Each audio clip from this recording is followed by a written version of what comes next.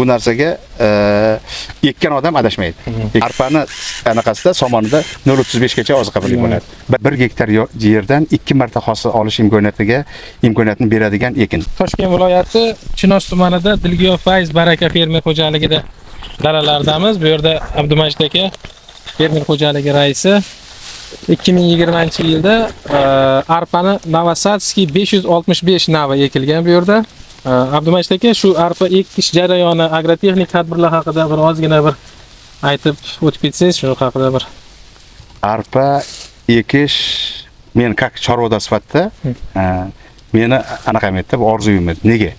Chunki 1 gektar yerdan 2 marta hosil olish imkoniyatini beradigan ekin eng birinchi kerak edi. Mana bizning sharoitimizda yana bir narsani aytmoqchimanki, bu arpani doni, misol uchun ko'p chorvadarlar yaxshi biladi, bu don degani bu energiyaga boy oziqa degani. Bundan tashqari bu arpa donida foydali kletchatka bo'ladi yoki tez hazm bo'ladigan hamda shu boyagi oshqozondagi peristaltikani tezlashtirib beradigan, yaxshilaydigan xususiyatga ega kletchatka bor. Uni ko'p chorvadarlar biladi albatta. Shuning uchun oziqlantirish bo'yicha eng arpani nima maqsadda ekamiz? Chorvani oziqaga bo'lgan talabini qondirish maqsadida. Mana endi hozir nima demoqchiman? Biz shu oktyabr oyining 10-chilosida, 5-chilosida, 5-oktyabr kuni yerni tayyorlashni boshladik. Ya'ni Makka jo'xoridan bo'shagan maydonida shu yerdan bo'shagandan keyin biz pulglamadik bu yerni. Pul bilan ag'darmadik. Chunki Makkadan keyin diska barana qildik 2 marta. Diska baranadan oldin gektariga 20 tonnadan go'ng soldim. Keyin gektariga 200 kilogramdan fosfor soldim. Amafos soldimda keyin 2 marta diska barana qildim. 2 marta diska barana qildimda gektariga 140 kilogramdan shu arpani urug'idan tashladim. Mana hozir endi bundan keyin suv qo'yib, birinchi suvni berib, chiqarib qo'ydik. Shu bilan qishlovdan o'tdi. Lekin qishlovdan juda yaxshi o'tdi. Sovuq, bu yil juda ham sovuq bo'ldi. Qattiq sovuqlar, boyagi quruq sovuqlar, misol uchun mana nargi anaqamizda, dalamizda misol uchun arpa suli tritikali aralashmasidan anaqa ekardim. Donli sinaj tayyorlash uchun. O'shani 60% ko'chat qoldida, 40% suli bilan nimani ko'pini olib qo'ydi. Sulini, ayniqsa sulini olib qo'ydi. Lekin arpadan umuman patiriya bo'lgan yo'q. Lekin arpada bir marta stress bo'ldi, kim? Qodir. Bir marta stress bo'ldi. Erta ko'klamda birinchi suvni go'ng sharbat bilan sug'ordimda, birinchi anaqaga 300 kilogramdan selitra berdim. Shu bu mart oyining boshi edi. Mart oyi 5-martlarda berdim.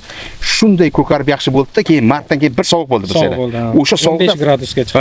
Shu sovuqda to'liq sarg'aydi. Qo'rqib qoldim. Gap tochig'i birinchi ekishim edi. Keyin yo'q, qaytadan nima boshlandi. Keyin yana bir marta oziqlandim, 2 marta suspenziya berdim. Azotga boy hamda kaliy, fosforga boydan bir marta azotli berdim, keyin kaliy bilan fosforli berdim. 2 marta suspenziya berdim. Keyin shunday qildikda, mana hozir mana o'rimga bugun erta tushaman deb turibman. Endi buni xususiyatini aytib o'tadigan bo'lsam, boshida ozgina aytdim. Arpa men rekomendatsiya qilaman chorvadorlarga. Misol uchun bunga to'g'risini aytamiz-da, hokimlar ko'z olaytirmaydi. Bug'doy bo'lsa ko'z olaytiradi-da. Bu yoqda reja bo'lmasa, boshqa bo'lmasa bunga ko'z olaytirmaydi birinchidan. Keyin bu o'rimga xalaqit qilmaydi. Mana misol uchun meni rejam bo'yicha sandan maslahat so'rab turibman hozir 29, 30, 31-chi kuni mashina o'rmoqchiman. O'ramanda 5-iyungacha mana shu yerga o'rniga makkani ekaman. Xudo xolasa. Silis uchun. Bu 5-iyungacha ekilgan silis 20-sentyabrga tayyor bo'ladi. Gektardan 60-65 tonna yoki 650 sentner donli senaj olish mumkin imkoniyatini beradi. Endi hozir men xudo xolasa endi agronomlar aytayapti, boshqalar aytayapti 60 sentner, birovlar 58 sentner deyapti, aniq qilib. Xudo xolasa endi Alloh buyurganini olamiz-ku, 60 sentner olsak ham bu yerdan kamida mana mo'ljallam bo'yicha gektardan mana bo'yini ko'ryapsiz. Gektardan 300 donadan bo'lsa, press 300 da 10 kilodan bo'lsa, 3 tonnadan press olsam, boyagi 300 donadan bo'lsa, bir 70 gektar ekkan bo'lsam, 21 ming tonna somonni yig'ib olaman. Endi bu somonni, bu arpani somoni oziqa birligi, misol uchun bug'doyda oziqa birlik 0,28 bo'lsa, birinchidan. Ikkinchidan, bunda kletchatka miqdori somon, bug'doy somoniga nisbatan qariyb 10% ga kam, birinchidan. Ikkinchidan, tez hazm bo'ladigan, juda ham oziqa bop, ya'ni molga qurq xashak sifatida ishlatishga juda ham anaqa Buni pastirka o'chirishmaydi, foydali. Bu ham 60 sentnerdan 6 tonnadan don olsam, gektaridan mana 300 tadan beradigan bo'lsa, 3 tonnadan anaqasini oladigan bo'lsam, hisoblab ko'ring qancha oziqa birlik bo'lyapti. O'shaning uchun bu narsaga ekkan odam adashmaydi. Ekkan odam adashmaydi, chunki endi hozir sen mana ozgina xafa qilib qo'yding boyagi super elita ekmabsiz ko'kay dedingiz, endi yana yil xudo xolasa ekanmiz. Lekin shunga ham shukr, chunki men bunaqa arpa ko'rgan emasman. Mana ko'rib turibsiz o'zlaringiz. Bu arpani Abdumalik aka biz 2015-yildan beri O'zbekistonda shu dalalarda ekib, o'zimiz ekib, urug'chiligi bilan shug'ullanib, ko'paytirib va fermerlarga tarqatib ekib beryapmiz. Bu arpani eng katta ko'rsatkichi O'zbekiston sharoitida Farg'ona viloyati Furqat tumanida 85 sentnergacha hosil bergan 1 gektarida. O'sha super elitadan. Elitasi. Shu 85 sentner bu o'zini xarakteristikasida yozilgani 85-90 sentner deb yozilgan. Potensial hosildorligi. Yo, olsa bo'lar ekan. Biz potensial hosildorligiga bu arpa o'zini O'zbekistonda ko'rsatdi, 85 sentner oldi. Bu rekord natija deyiladi. Keyin bundan tashqari yana bir ikkita Sirdaryo viloyatining yerlarida bilasiz, sho'rlangan yerlar, ana shu yerlarda ham bug'doydan 30-35 sentner olib yuradigan fermerlar bu arpani ekib 50-55 sentner atrofida xuddi shu yerdan shunaqa hosil olishdi. Yana bitta bu arpani o'ziga xos bir xususiyati, bu yotib qolishga juda ham chidamli qilib yaratilgan nav bu. Yo'q, buni men ko'ryapman. Mana e'tibor qilgan bo'lsanglar, ayrim bug'doy maydonlari ozgina suv chiqqan joylar kechagi shamolda yotdi. Men qo'rqib turdim. Yo'q, yotmadi, yaxshi. Bu shu eng yaxshi xususiyatlardan biri, yotib qolishga juda ham chidamli arpa hisoblanadi. Yana ko'p fermerlar aytishadi-da, hamma ko'p asosan 6 qirrali arpa deb aytishadi-da. Biz 6 qirralik, 4 qirralik, 2 qirralik, bu 2 qirrali arpa hisoblanadi. Hammasini sinab ko'rganmiz. 6 qirralik sinaganimizda buni eng maksimal ko'rsatkichidan 2 qirraliga qaraganda 10-15 sentner kam bergan. Bu 4 yil, 5 yillik tajribalar natijasida qilingan ishlar bular.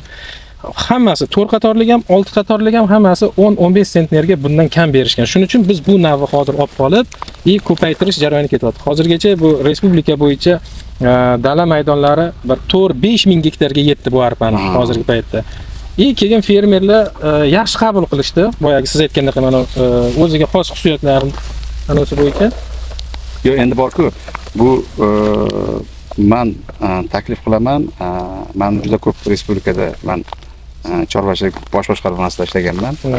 Juda ko'p fermerlar taniydi meni. Men demoqchi bo'lgan narsam shuki, boyagi nima deydi?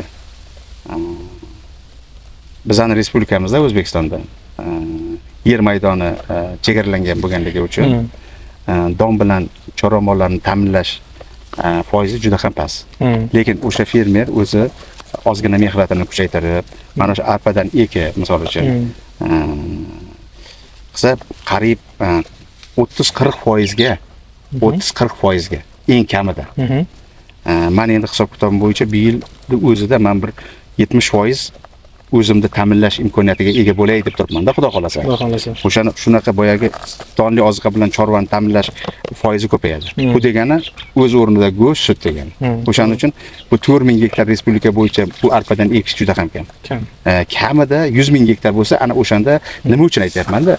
Buni sababi yana aytyapman, misol uchun juda ham ko'p fermerlar bir marta ekib oladi makkajo'xarini. Avgustda 5-ga yer bo'shaydi-da, shu bilan yotadi. Yo'q, buni mana shu yerga juda ham ko'p anaqa bermaydi, zarar keltirmaydigan ekan bu. Arpada to'g'rimi yo'qmi? To'g'ri. Bu lavlagi emas, boshqa emas, 2 marta ekin ekilsa, ozgina ishlovini bersa, mineral o'g'it bilan chegaralash kerak emas, mahalliy o'g'itdan berish kerak ozgina. Shunaqa 2 marta hosil olsa, ortiqchasini sotish mumkin. To'g'ri. Bo'lmasam, sotmasang o'zingning molingga ham yem, ham dag'al oziqa. To'g'ri. 2 marta hosil olasiz. 2 marta, chunki erta pishadi. Mana bugun 26-may kuni deyarli yetilgan dala, uje o'rishga bir. Yo'q, 29 ga o'raman, xudo xolasa, shartnoma qilib qo'ydim. Qilish mumkin bu narsani. O'raman, xudo xolasa. O'rish mumkin. Mayda may oxirida o'rib bo'lindi, 3 kun 4 kunda yerni tayyorlaysiz, keyingi ekinni ekasiz. Bir yilda boya aytganingizdek 2 marta bitta yerdan 2 marta hosil olish, u yaxshi, barakasi. Rentabillikni 2 barobar ko'tarish degan gap. Rentabillikni 2 marta ko'tarish, to'g'ri. Katta rahmat sizga, ishlaringizga baraka tilaymiz. Hosillaringiz mo'l bo'lsin. Rahmat sizga, mana shunaqa chiroyli qilib dalani tayyorlab, bir chiroyli bir ko'rgazma dalasidek qilib yetishtirganingizga sizga katta rahmat aytamiz. Endi nima deydi bu, boyagi nima deydi? O'zimiz uchun albatta bu narsasi, lekin har holda Men qoyilman lekin Yaxshi. bu nimaga. Boyagidan yana yil xudo qolsa super 50 tangdan berasan. Elitalardan 50 tadan ekasiz, ekan. xudo xolasa u Yana yilga 100 gektarga yetkazaman deb turibman xudo qolasa. xudo xolasa.